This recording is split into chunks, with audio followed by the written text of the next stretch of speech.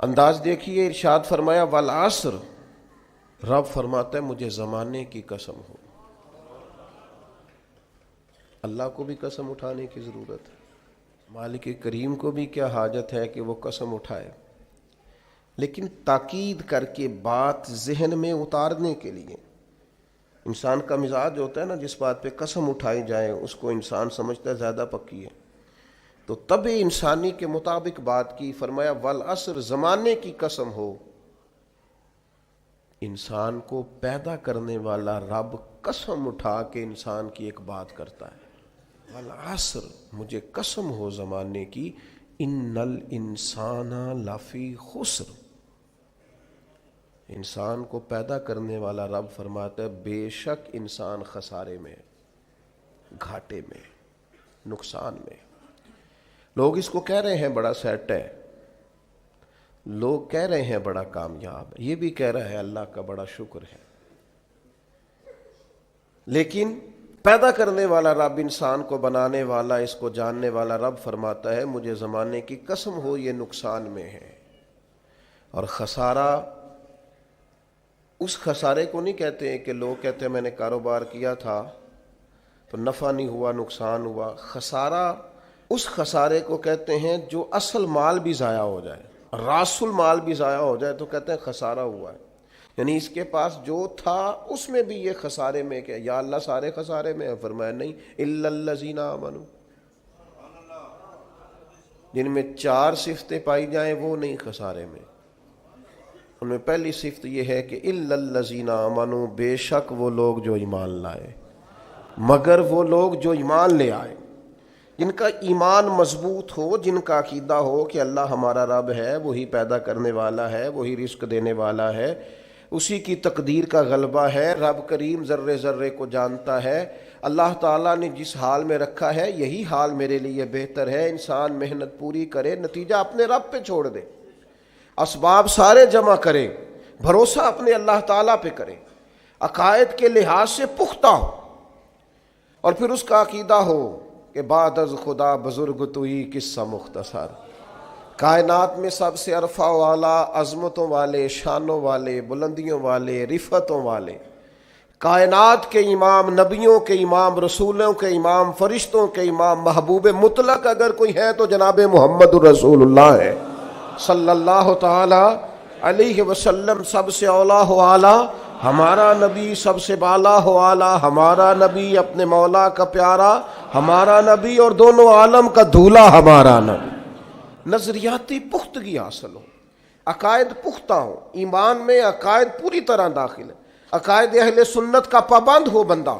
پھر ایک اور بنیادی عقیدہ ہے، اسی ضمن میں سارے عقائد آ جاتے ہیں، فرشتوں پر بھی ایمان ہو، اللہ کے تمام انبیاء پر ایمان ہو، اچھی بری تقدیر پر ایمان ہو، لیکن ایک بنیادی عقیدہ جس کو عقیدہ آخرت کہا جاتا ہے، اس پر انسان کا ایمان ہونا بڑا ہی ضروری ہے۔ اگر آخرت پر ایمان کمزور ہو جائے تو دنیا میں جتنے بھی عمل ہم کرتے ہیں یہ سارے کمزور ہو جائیں۔ یہ جو لوگ ڈپریشن میں، ٹینشن میں، انزائٹی میں چلے جاتے ہیں اور ایک بات بار بار کرتے ہیں کہ میرے ہی ساتھ ایسا کیوں ہوتا ہے، آخر بڑی ہی کوشش کے بعد میں ہی ناکام کیوں رہ گیا، تو انہیں بتایا جائے گا کہ کامیابی پتہ کیا ہے؟ لا یستوی اصحاب النار و اصحاب الجنہ، اصحاب الجنت هم الفائزون، جنتی اور جہنمی برابر نہیں ہیں، کامیاب وہ ہیں جنہیں اللہ تعالیٰ نے اصحاب جنت بنایا ہے۔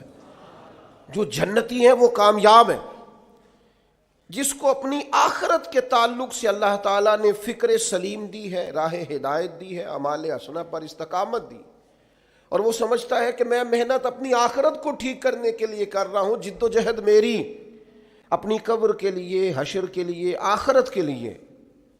آخرت پر جس بندے کی توجہ ہے وہ بندہ کامیاب ہے۔ اس لیے دنیا میں اگر دنیاوی طور پر کوئی ناکامی آ بھی جائے تو کوئی اتنی بڑی ناکامی نہیں ہے، اس لیے کہ اصل کامیابی آخرت کی کامیابی۔ تو عقائد مضبوط ہوں، اور پھر عقائد اہل سنت کی پابندی اس کے پاس موجود ہو، نہ رفس کی طرف اس کا رجحان ہو، نہ خارجیت کی طرف اس کا رجحان ہو، اس کے نظریات ستھرے ہوں، اجلے ہوں، خوبصورت ہوں۔ वो रसूल पाक की ज़ात गिरामी की पूरी गुलामी करने वाला वो शख्स, तो उसके नजरियात आला हो। तो फरमाया कि इंसान खसारे में है इल्लल्लज़ीना आमनू, मगर वो लोग जो ईमान लाए, वामिलुस सालिहात, और जिन्होंने नेक अमाल किया। और यहाँ बात खत्म नहीं हुई, दो सिफतें और भी पैदा करें।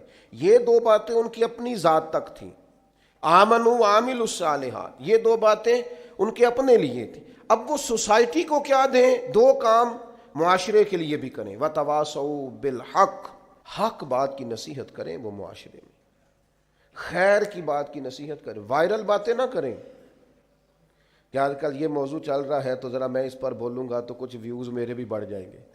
वायरल बातें नहीं करें वो। वतवासौ बिल हक, वो हक बात की नसीहत करें, कलिमा हक कहें और हिकमत के साथ कहें। उदऊ इला सबील रब्बिक बिल हिकमा, दानाई के साथ कहें, लोगों को समझाने की नीयत से कहें, कलिमा हक उनकी जुबान पर आए। और मेरे नबी पाक अलैहिस्सलाम ने फरमाया सबसे अफजल जिहाद जालिम बादशाह के सामने कलिमा हक कहना है। आप हक के साथ खड़े हों, फिर आप लोगों को अमर बिल मारूफ करें, फिर नहीं अनिल मुनकर कहें, और वो भी बंदा देख के नहीं। अगर अमीर आदमी गलती कर रहा है तो फिर आप खामोश हैं, और किसी गरीब को करते देख लिया है तो आपने दीनी हिकमत को भी पेश नजर नहीं रखा और उसे रुसवाई कर दिया है, आपने उसे सख्त तरीन तकलीफ से गुजार दिया है। हक बात की नसीहत करें। और जो लोग हक बात कहते हैं ना, उन पर तकलीफ भी आती है। तकलीफ आती ही हमेशा हक कहने वालों पर। तो चूंकि मैदान लगाया है, अब हक में निकले हो, अब तुमने सफर शुरू किया है, तो भाई पैरों पे छाले तो पड़ेंगे। सफर करोगे तो थकावट तो होगी, कोई रास्ता तय करोगे तो गर्द तो पड़ेगी। अगर किसी सिमत तेज दौड़ोगे तो मुखालिफ सिमत से हवा तो तेज आएगी। अब वहां घबराना नहीं, कमजोर नहीं पड़ना, थकी बातें नहीं करनी। अब ऐसा ना हो कि तुमने माजरत खाहाना रवैया इख्तियार किया। वतवासौ बिल हक के वतवासौ बिस्सब्र, वो हक बात की वसीयत करते हैं और एक दूसरे को सब्र की तलकीन करते हैं। चार सिफात पैदा करें तो खसारे से बच सकते हैं।